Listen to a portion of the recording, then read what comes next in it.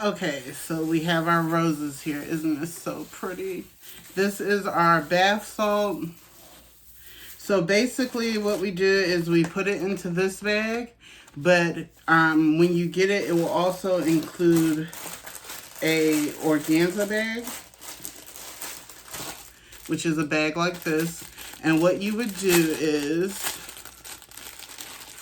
you would put your bath salt into here from out of your bag like this. You put your bath salt into here, and then you will place this into the tub. You can fill it all the way up, and you will place your organza bag into the tub so that when you get ready to clean up your tub, you don't have 1,000,001 rose petals floating around. They'll stay in the organza bag, and you can leave the organza bag in the tub with you as you take your bath. Just when you get done, you would empty this, and then you would hang it up to dry to be able to reuse for the next time. Do not put it back in this bag because it's wet and it's going to cause mold and it's going to cause the other bath salts to dissolve. So you're going to take this and you're going to hang it up and let it dry, and then the next time you get ready to use your bath soak, you'll put more back in there. So that's what this is for when you get your bag. See what the inside looks like. All of those roses and salt. It smells like a bed of roses. Oh my God.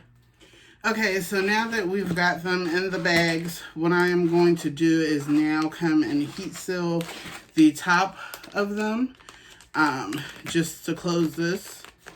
So I usually set my heat presser to 250.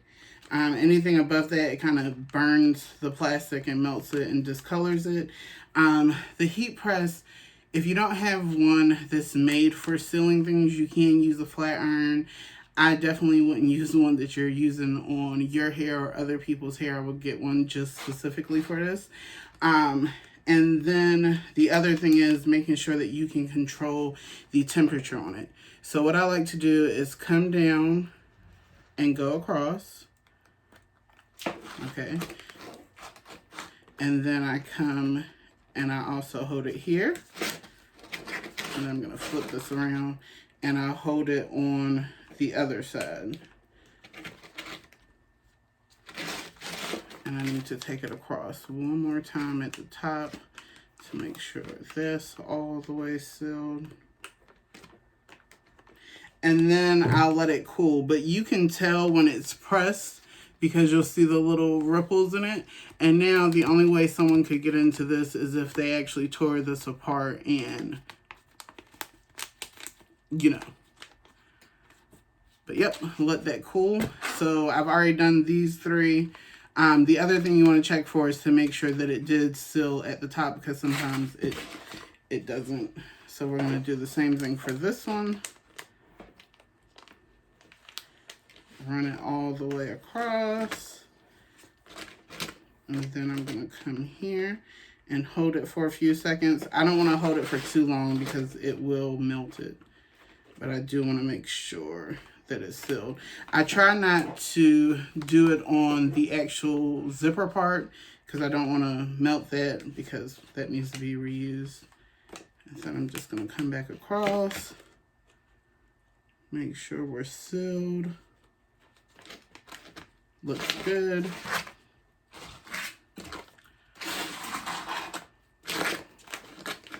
I'm going to do the next one. So I'm going to come all the way across. And then hold it.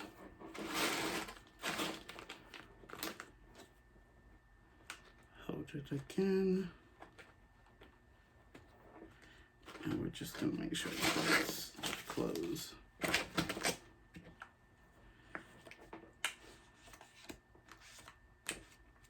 Alright, that one's done. And this is the last one. So we're basically closing up these two ends.